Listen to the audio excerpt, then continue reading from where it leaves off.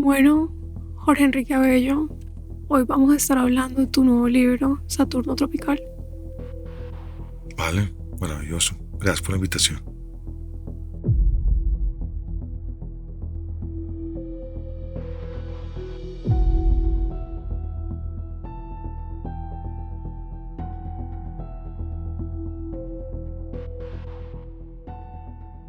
Jorge Enrique Abello, ¿en qué momento vos sentiste que escribir era tu forma de estar en el mundo? No un plan B de actor, sino el lugar donde podías decir lo que en pantalla no cabía. Lo que pasa es que, mira, a mí algo que me gusta mucho, que es el juego. El recreo era el momento más importante para mí en la vida.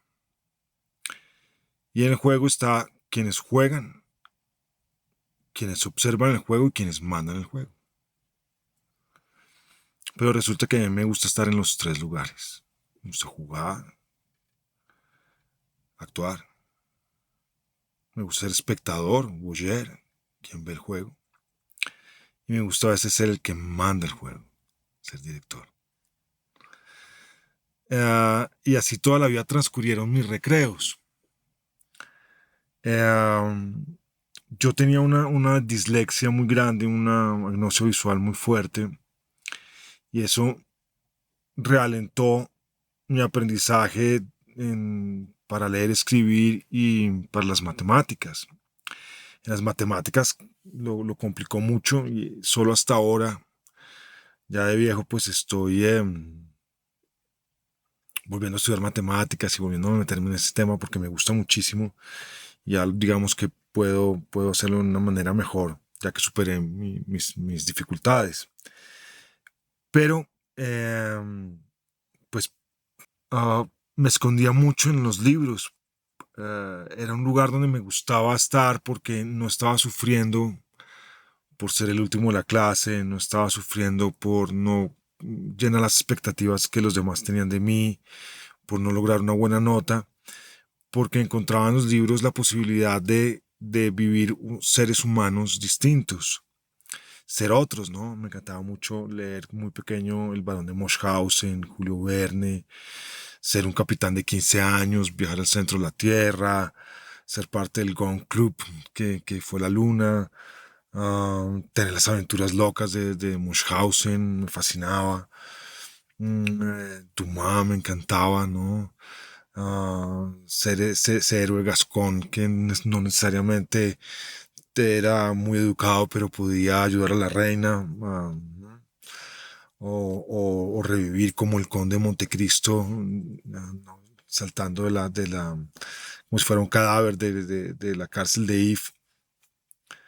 Y me emocionaba mucho eso y me alejaba de la realidad, de la triste realidad de que yo no era una persona capaz de cumplir con sus deberes académicos porque no lo lograba hasta en la primaria. Y me volví un gran lector, pero también me volví un actor porque en esa época en mi colegio existía la posibilidad de actuar. Y había grandes maestros de actuación, que eran grandes actores de este país, y casualmente pues me llevaron por ese camino y han sido caminos paralelos, porque fíjate que para actuar lo primero que tienes que saber por encima de todas las cosas es leer. Tienes que ser un gran lector, porque tienes que interpretar textos, diálogos, imaginar, tener una buena comprensión de lectura. Y sin eso, pues era muy difícil poder avanzar en mi carrera. Y yo sí era un muy buen lector. Entonces, todo fue naciendo paralelo. Siempre me gustó escribir poesía, pero las botaba todas, o las dedicaba, o las regalaba, o en fin. Porque no me sentía siempre satisfecho con lo que hacía. Pero sabía que algún día tenía que llegar el momento y la novela es una arquitectura difícil que requiere que tengas mucho conocimiento de la vida, de las cosas, del mundo, de la cultura, de lo que estás hablando y sobre todo pues de la estructura. Y solo hasta que me sentí listo tomé esta decisión. Quiero leer un libro como a mí me gustaría que fuese, Y si ese personaje no me ha llegado, me lo voy a escribir a mí. Entonces hice un libro por diversión profunda. Cuando pensás en lo que a vos te sostiene, después de todo lo que nos acabaste de contar, ¿qué frase te repetís antes de escribir? Lo que pasa es que en mi caso personal, digamos que hay dos momentos, dos grandes momentos de escribir. Uno es crear esa arquitectura. Hay personas o escritores que no lo hacen, ¿no? Que se sientan frente a esa página en blanco y a ver qué va a pasar, tienen una idea en la cabeza, no saben a dónde los va a llevar, puede ser la mitad, el principio o el final, pero van a arrancar a la aventura. A mí me gusta estructurar porque en mi cabeza, para poder superar la agnosia y la dislexia, me tocó ordenar mucho la vida, ¿sí? Entonces necesito un orden para que esta cabeza loca no se vaya por ahí. Entonces, esa arquitectura me demoro y me gustó mucho en el caso de Saturno Tropical poder divertirme estructurando. ¿Sí? Aquí va a pasar esto, aquí va a pasar lo otro, aquí te voy a dar esto, aquí te voy a quitar lo otro, aquí esto no, este personaje aparece acá.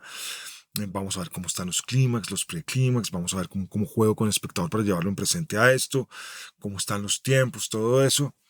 Y después viene sentarse con esa promesa que hice, porque me gusta cumplir mis promesas, irme capítulo a capítulo. Y ahí es una sensación distinta porque ahí es como una conexión con lo más profundo de tu alma, con lo más profundo del, ¿cómo quieres llamarla? La conciencia universal, Dios, la latiz, eh, ¿cómo la quieres llamar? El universo. Y, y ahí pasan cosas distintas. Entonces, digamos que la primera frase que es sobre la arquitectura es no te rindas. Y la segunda frase es ten paciencia cuando ya estás ahí, porque es tanta la emoción que quieres ir a fondo, acabar, quieres es tanta la emoción de lo que está pasando mientras estás escribiendo que quieres ir rápido. Entonces tienes que tomar ese caballo y frenarlo y hacerlo galopar al ritmo que quieres. Entonces, la arquitectura es la que te dije, No te rindas. no te rindas. Y la segunda es calma, paciencia. ¿Qué te cambió a vos por dentro escribiendo a diferencia de cuando estabas actuando? Mira, yo he sido una persona que he sido muy bendecida porque yo he hecho de mi trabajo el lugar que me hace feliz. Y para mí un estudio de rodaje, de grabación, los compañeros, el artificio de las paredes de cartón piedra, las escaleras que no llevan a ningún lado, los pisos que no tienen abismo, el cielo raso de luces de frías, los cajones que no tienen nada, las neveras que tienen frutas de plástico. Son una metáfora de la vida tan bonita. Me he divertido tanto con seres espectaculares que están dispuestos a ser otros todo el tiempo, a jugar a ser otros, a jugar sobre las vidas de otros, a tener tantas cosas maravillosas que, wow, realmente he sido profundamente feliz ahí, profundamente feliz. Imagínate llegar a un espacio oscuro donde hay una ventana que mira una luz, a un sol que no existe, a unos asientos que son para que duren poco tiempo, con cuadros, con cosas, y de pronto tú les des vida a eso, emociones, y alguien te vea y piensa que lo que está pasando es verdad y llore con eso. Es lo más hermoso que le puede pasar a uno. Pero cuando leo y escribo, es eso mismo, pero en una intimidad con Dios, yo creo, ¿no? Porque es eso que lleva más allá, que no lo puedo explicar, que es un estado catártico del alma que me fascina, me gusta vivirlo. En el transcurso de tu libro, vos traes mucho a colación esta, como esta forma de decir lo que es vos en qué crees. Como entonces pasan todas estas cosas alrededor de Saturno tropical que son un poco místicas y los personajes constantemente se preguntan como, ¿en qué crees vos? ¿En qué crees vos? ¿Yo qué creo? Sí, y cómo se ve en Saturno tropical. Mm, yo lo primero que creo es que el ser humano se olvidó de hacer preguntas fundamentales para su existencia, porque sintió que ya hubo en los siglos posteriores, suficientes seres humanos que hicieron preguntas fundamentales y las estructuraron tan bien que ya la realidad es esa. Y lo digo en el campo de la ciencia, en el campo de la filosofía, en el campo del arte, en el campo de la política, la economía. Ya, ya están, ya como que todo está dado. El siglo XXI empezó con algo dado. Y no, eso no es verdad, porque fue dado para su momento, mm, pero la realidad yo siento que es otra. Y siento que esa pregunta que yo le hago a los personajes, que se hacen los personajes en todo el tiempo en Saturno Tropical, es porque creo que dejamos de verla, creo que, creo, creo que aceptamos la realidad ya y no existe otra cosa. Y estamos dejando de ver el universo de cosas que existe, que nuestra pobre percepción y nuestro pobre intelecto de 20 palabras por mensaje, pues nos está impidiendo eh, el entendimiento para nuestra existencia. Y eso es lo primero lo que creo, que hay que preguntar, que hay que renovar, que hay que otra vez confrontar, que hay que decir, y esto sí es cierto, esto es verdad. Yo, eso es lo primero lo que creo y eso siento que me hace un libre pensador. Detesto los adoctrinamientos y las ideologías y ese tipo de cosas. Prefiero una sociedad un poco más anárquica quizás. Eh, y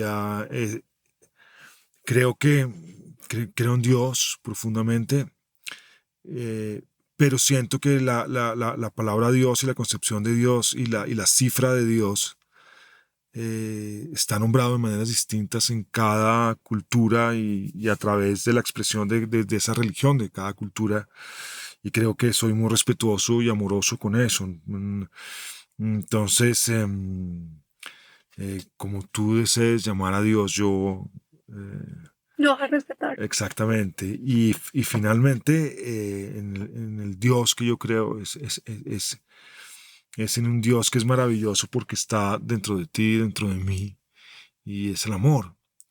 Eh, es la única religión donde tú eres parte de Dios, eres parte y aparte. Totalmente de acuerdo. Así es. Para el desarrollo de todo este libro y para el desarrollo del caso, ¿hiciste trabajo de investigación policial? Contanos un poquito de ese proceso. Mira, yo me obsesioné con la investigación policial cuando hice un personaje que se llamaba Cristóbal Rivas, que era un policía antisecuestro, un comandante antisecuestro muy bueno. Tuve entrenamiento para hacer eso. Era un personaje de una serie que se llamaba ¿Dónde está Lisa? Una estructura bellísima. Y tuve pues entrenamiento pues antiterrorismo, antisecuestro, SWAT,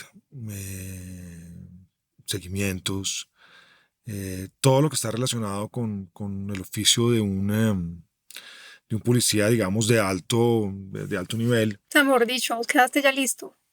Quedé listo un poco y me obsesionó mucho lograr ese personaje creíble.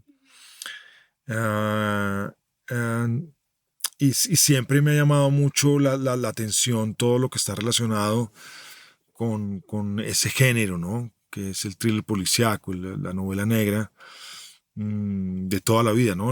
Quizás uno de los cines que más me pueden estar gustando a mí es el cine negro. Mm, las he visto todas. Eh, pero aquí la investigación policial va a correr por otro lugar.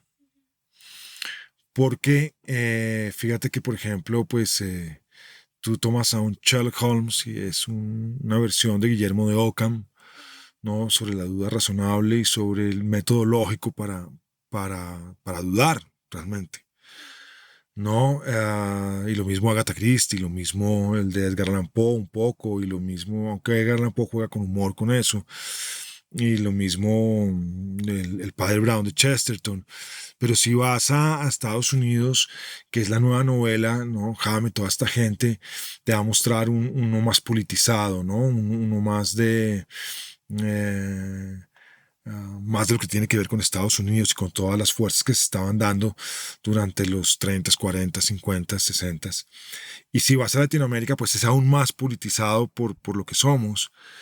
Y, y yo quería a alguien que pudiera ver más allá. Um, Hay una frase que me encanta, que es precisamente de Sir Arthur Conan Doyle, que pertenece a un libro que no es Sherlock Holmes, sino es Sir Nigel Loring y la Compañía Blanca, que es de sus novelas históricas, y comienza así diciendo: una peste alguna vez en Europa, y era una mancha morada que cruzaba todo el cielo, y solo un muchacho pudo ver que detrás de la mancha morada estaba el sol. Su nombre era Nigel Loring. Yo quería que mi héroe tuviera la inspiración de Nigel Loring, que fuera un hombre que viera y una mujer que vieran más allá de la realidad, porque creo, sospecho, intuyo, me parece que la realidad no está en lo que ves. Totalmente de acuerdo. Entonces necesitaba ser héroe de esa manera. Ok. Interesante. Aparte que, este es un libro, yo sí creo que lo lograste hacer muy bien. Aparte, no, y también por el tema de física, que siento que es algo bastante novedoso en este tipo de libros, más por un autor colombiano, darle ese... Yo obviamente desde el principio sabía que iba a pasar algo por ese lado, porque, dicen la parte de atrás, Sí.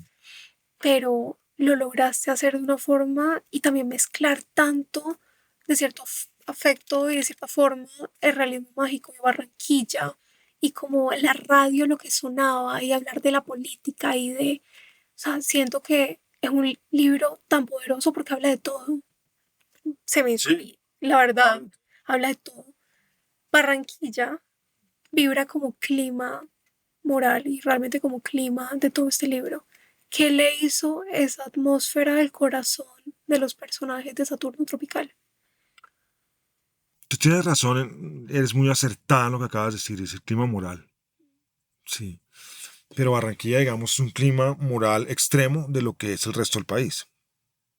O de lo que algunas fuimos los bogotanos, porque Bogotá ya no es lo que era antes, ¿no? Con este cachaco rancio, excluyente, exclusivo. Sí, hoy Bogotá tiene todas las regiones, todas las personas, todo el mundo confluyó en Bogotá. Digamos que ese cachaco está muriendo, pero digamos en lugares como Barranquilla, como Cartagena, como Cali, como Medellín, sí, como Ibagué, como Popayán, eso todavía existe y a mí me llama eso mucho la atención porque hay una moralidad con respecto a lo que son. Es decir, yo por ser barranquillero o cartagenero o paisa tengo la moral de lo que está bien y lo que está mal y excluyo al resto del país. Especialmente a los cachacos que parecemos unos idiotas frente a todos los demás. Entonces, o que nos hacen pensar o nos hacen parecer que somos idiotas frente a todo lo demás. Entonces, eso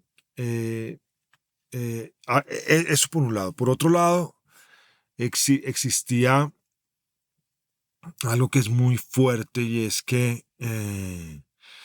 por la costa caribe colombiana entró el mundo a Colombia. Y hay una pregunta, sin hacer spoilers, pero una pregunta, y todo el mundo que entró era chévere. Porque finalmente las diásporas hay gente que viene perseguida, viene gente huyendo de hambrunas, de pobreza, de las guerras, de las enfermedades, de las pestes, de las deudas, de los robos, de la maldad también, de sí mismos. Entonces yo quería ver Todos nos ufanamos de nuestros apellidos, de nuestra aristocracia, entre comillas, de todo lo que nuestro abolengo, pero realmente, ¿quiénes poblaron nuestro país? Porque tenemos una, como colombianos somos muy fuertes en una cantidad de cosas muy, ah, ¿cómo decirlo? No, pues como está dicho ahí, Saturno es el que come sus hijos. Somos antropófagos de nuestra propia cultura. Somos caníbales de nosotros mismos. Entonces, ¿quiénes llegaron y por qué y para qué?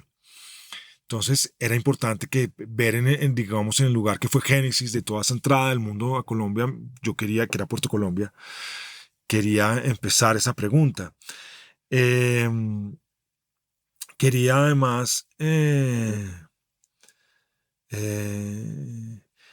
yo soy muy respetuoso de García Márquez, además siento porque el realismo mágico no solo es García Márquez, ¿no? Viene un poquito más atrás, ¿no? Y paralelo a él, ¿no? Gustave Pietri en Venezuela también, impresionante. Y más atrás, Carpentier, sí, con ese, eso que llaman barroco, pero que pues para mí es otra cosa que es divina. Sí, tú te lees El viaje de la semilla y es, bueno, eso sí es realismo mágico.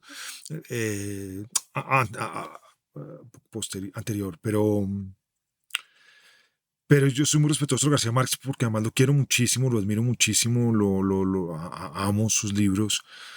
Mm, pero quería hacer algo distinto porque mi alma es distinta, mi mente es distinta. Yo soy amante de la ciencia ficción. Yo cuando nací en el 68, en los 70, nosotros veíamos en televisión todos los enlatados viejos de los 50 y los 60.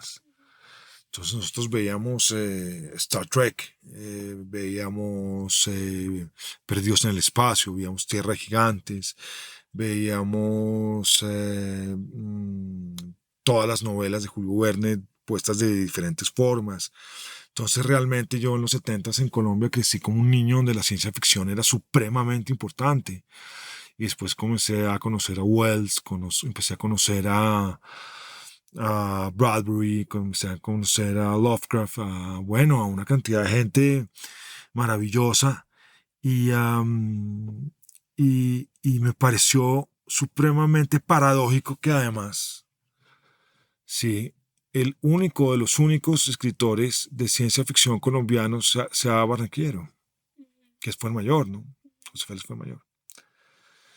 Y dije, bueno, creo que este es un lugar perfecto para hacer un homenaje a José Félix Fuenmayor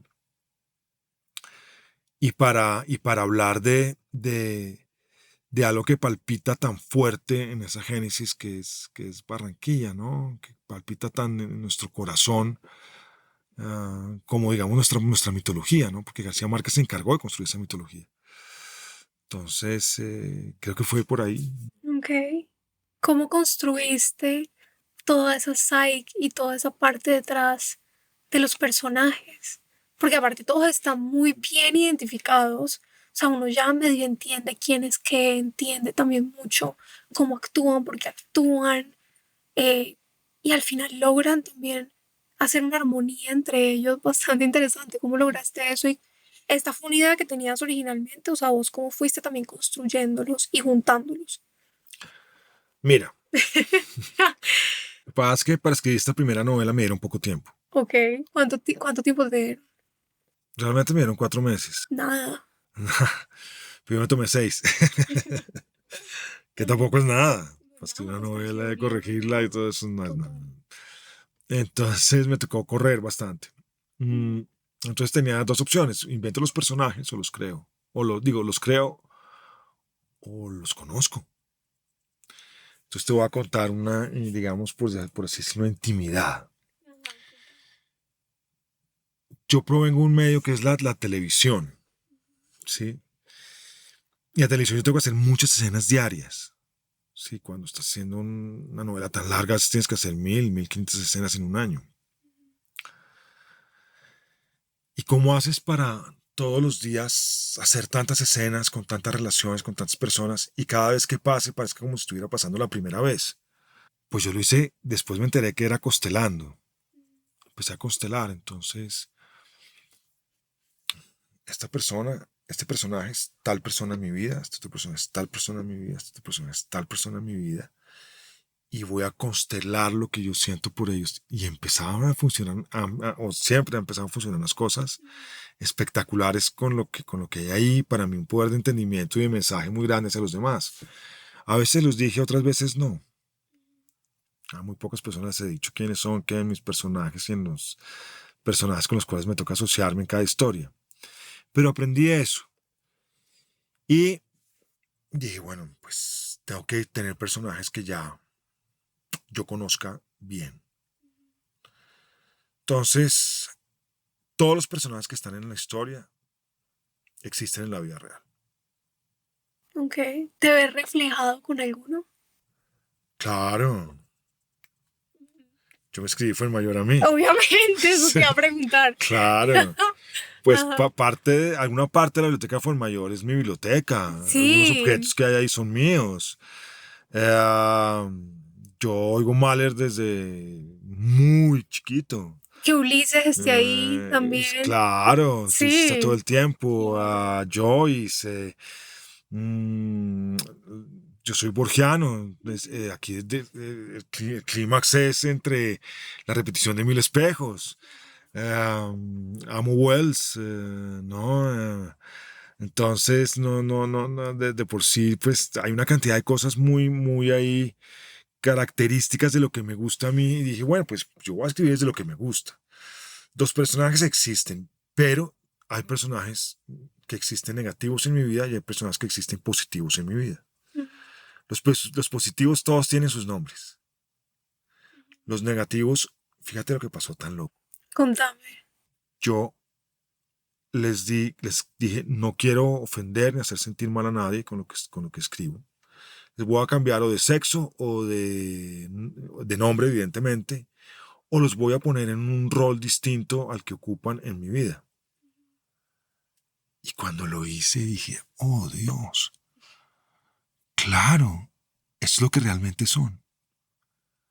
O sea, vos ahí también hiciste una catarsis y... Claro, los constelé sin darme cuenta. Pucha. Y dije, claro, este que era el tío es el primo.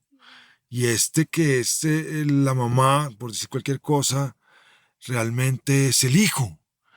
Y el abuelo, ¿sí me entiendes? Y dije, y de pronto empezaron a resignificarse en mi vida y dije, claro, ¿por qué no lo vi antes? Claro, no lo puedes ver antes si no lo resignificas.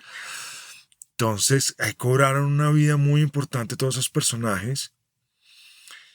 Y bueno, los empecé a escribir con objetivos especiales. Yo quiero que este le pase esto y que este diga esto y que este se pronuncie de tal y tal manera. Pero oh, sorpresa. Mira cómo es la literatura y el arte de bonito. Tú avanzas con eso.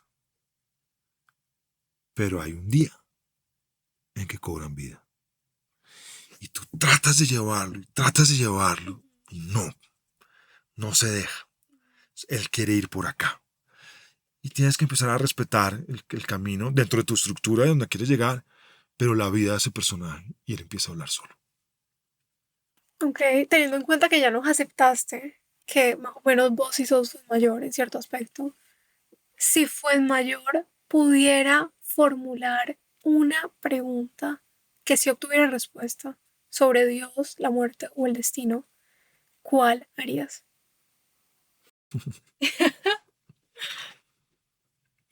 Es que ahí está. Ahí está porque este libro lo que está hablando es de eso. Cuando yo quise ser detectives que no se parecieran a Guillermo de Ockham ni a un Mandrake brasilero, ni a un Sam Speed, sí, ni a un Chesterton, a un Padre Brown desde la religión. Yo quería tener un detective que no viera lo sobrenatural como sobrenatural, sino que viera lo sobrenatural como lo natural de la naturaleza. Sé que es una redundancia lo que estoy diciendo, pero ¿Qué pasaría si yo te digo que los aspectos más sobrenaturales simplemente son parte normal de la naturaleza? Y que son sobrenaturales porque tu entendimiento no los puede explicar. ¿Qué te diría que lo que sospechas, que lo que intuyes cuando cierras una puerta, cuando con el rabillo del ojo ves una sombra, cuando suceden sincronicidades, como decía Jung, cuando los símbolos se presentan a tu vida, cuando entre sueños te hablan y se cumple el otro día o al tiempo, cuando ves cosas que crees que no ves, pero sí ves, cuando sientes, cuando intuyes, cuando sabes quién es cada quien, cuando la naturaleza habla a través de los animales, de los árboles, de todo, y tú solo la sientes con el corazón porque no puedes descifrar realmente qué están diciendo en tu gramática pequeña, en ese pequeño lenguaje que hemos construido para entendernos, pero que no es capaz de descifrar el misterio de la naturaleza. Esa fue la pregunta que hizo Fuenmayor. Pero él tenía una mente que decía, ok, nunca he salido de este estudio. Si salgo, me sorprenderé. Si salgo, voy a salir para ver la realidad. Pero él tenía claro que la realidad no era lo que aparentemente, en apariencia está. Él tiene claro el mundo de las apariencias. Y él contesta la pregunta. Si te das cuenta, es que no quiero hacer ese spoiler. No, no hagas spoiler. O encontrar una forma de que no sea spoiler. Te voy a dar una pista. Dale. Aquí tenemos dos investigadores. Uno es una mujer y el otro es un hombre. Pero acá la mujer tiene la fuerza de la acción. Si tú te das cuenta, la fuerza de la acción es una energía que solo ha estado determinada para hombres. Y el hombre acá tiene la fuerza del razonamiento, que es una energía que solo ha estado dedicada para las mujeres que no podían actuar desde toda la vida, por el machismo. Yo invertí las energías de ellos dos. Esta es una mujer que actúa, que tiene 9 milímetros en su cintura y que está dispuesta a todo. Y este es un hombre que piensa con la intuición de una mujer, con la racionalidad de una mujer. Que la racionalidad de una mujer es ese sexto sentido femenino donde no puede escribir todo lo que racionalmente todo lo que ve, pero lo puede acertar. Pero si te das cuenta, en el clímax de la novela, esto se va a invertir y se van a unir. Y es Fuenmayor el que toma la acción final, mientras ella está viviendo un sueño racional muy poderoso. Es como mezclar el yin y el yang. Es como, bueno, no. Es la fuerza creativa y la fuerza de la acción del Bhagavad Gita. Es eso. Es Krishna y Arjuna, General Arjuna. Ya no en el día anterior de la batalla, como lo presenta el Bhagavad Gita, sino ya en la batalla. Y es porque ahí hay una pregunta fundamental que está relacionada con un tema físico del espacio-tiempo. Ya voy a hablar de eso. Porque algo que me encantó, ¿verdad? Es esto. Yo soy genuinamente muy fanática de la física cuántica. Y me encantó cómo te metiste, sin decir spoilers, me encantó cómo te metiste por el lado de la física cuántica de una forma no tan tradicional. Como que fue interesante ver lo que hiciste. De todo lo que viste y cuando vos escribías el libro y cuando vos decidiste tomar este acercamiento, ¿qué fue lo que más te sorprendió y te sigue sorprendiendo todavía respecto a ese tema de la física y el espacio-tiempo? Lo que pasa es que esa discusión es enorme de grande. Es enorme de grande. Pero cuando tú conoces el esfuerzo de Feynman y de Wells por entender la trayectoria de partículas subatómicas, ¿para dónde va un electrón? ¿No? Es lo mismo que decir más o menos para dónde va un perro callejero. Sí. Y cómo cuando lo observas y cuando no lo observas, cambia la trayectoria. Yo siempre pensé cómo pasaría eso en la vida de un ser humano. Entonces todo el mundo me decía, los que saben mucho de física me decían, no, eso no puede pasar porque usted no es una partícula subatómica. Solo pasan las partículas, pues, más chiquitas que un átomo. Y usted tiene una masa muy grande para eso. Entonces alguna vez un amigo físico, alguna vez un amigo muy genio físico, matemático y físico me dijo, "Mira, yo tengo una pelota de tenis, la reboto contra la pared varias veces, voy a tener trayectorias limitadas de esa pelota de tenis, pero en un quantum no lo sé. Pero fíjate que Feynman da una pista. Dice, yo no puedo ir al pasado como todo el mundo se imagina que puedo ir al pasado, por la segunda ley de la termodinámica, que es la entropía. Si la taza se rompe, vamos a ver su capacidad de entropía, su capacidad de ser una unidad cerrada para convertirse en un desorden. Y eso va a ser otra cosa. Ya no va a ser taza, pero va a ser otra cosa. Pero no puedo volver a ser taza. Yo puedo ir al futuro de eso. Digamos, si pudiera viajar un poquito más rápido que la velocidad de la luz. A la velocidad de la luz. Pero Feynman dice, sin embargo, el espacio contiene todos los tiempos, los espacios y por lo tanto todas las historias. Y a eso lo llamó historias... bueno,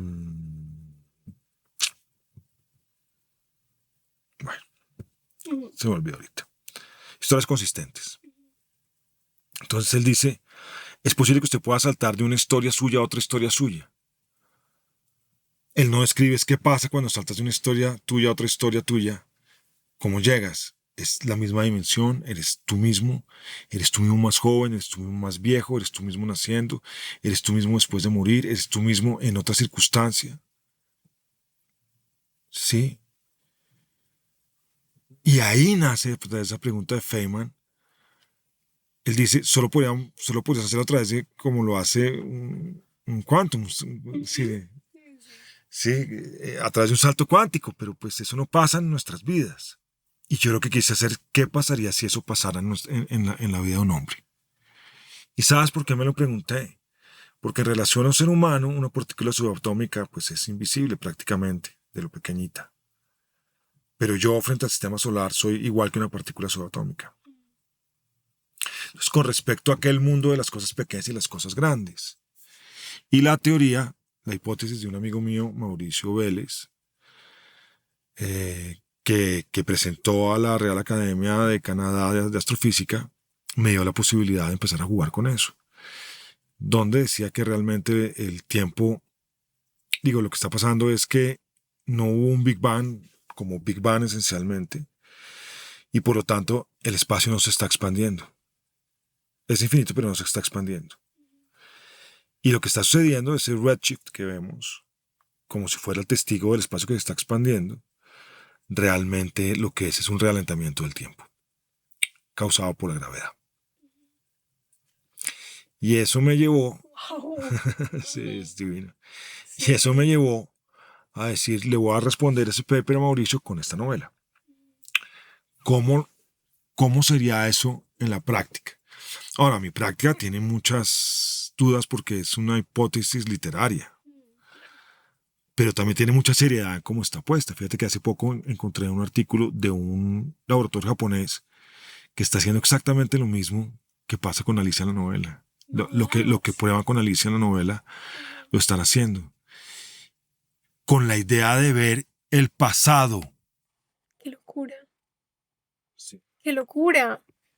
Pero es que la verdad lo que vos presentas por medio de la novela no es tan, o sea, no es tan loco. Ahora bien, ¿qué pasa? Yo sí me considero bastante similar a vos en ese aspecto, que yo sí pienso como en los saltos cuánticos y en, o sea, yo sí pienso en eso mucho constantemente. De lo máximo lo de tu amigo. Sí. Así que vamos a empezar a estudiar el principio de matemática de Newton.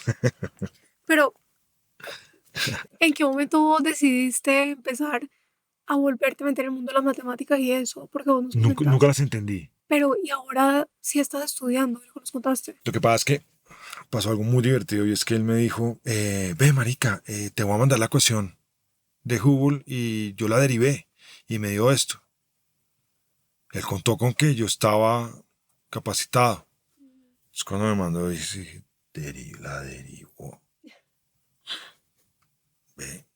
Y entré a YouTube y YouTube enséñame a derivar. Y aprendí en 3 minutos. Sí. Y ay, no soy tan bruto. Exacto. Muy bien, fue como un... Claro. Claro. Pero cuando aprendí a derivar pasó algo muy bonito. Y es que hubo algo que no nos explicaron cuando éramos chiquitos. Y es que una ecuación son relaciones de cosas reales. Relaciones de cosas. Tiempo, espacio, fuerza, qué sé yo.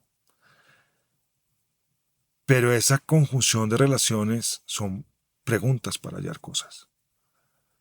Y ahí la matemática me hizo como delicioso. Entonces cambia toda la perspectiva de una manera poderosa. Entonces dije, bueno, pues quiero saber más de ese mundo porque yo tenía eso ahí porque decía, me falta para poder descifrar cosas eso. Es que yo soy muy curioso. ¿Qué tan bueno sos vos como intuyéndote a vos mismo?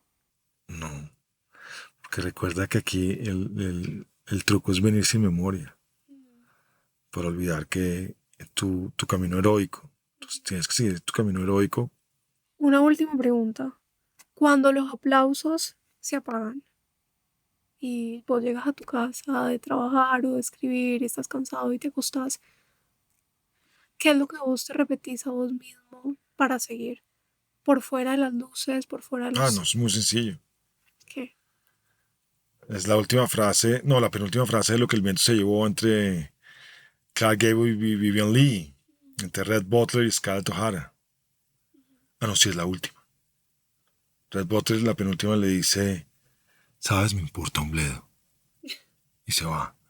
Y ya se queda en la puerta de Tara y dice,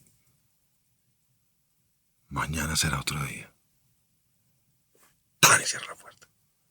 Y ya. Mañana será otro día. Total. Mañana, sí. No importa qué ha pasado hoy. No importa qué tan mal te haya ido. No importa las veces que te has caído equivocado. Mañana será otro día.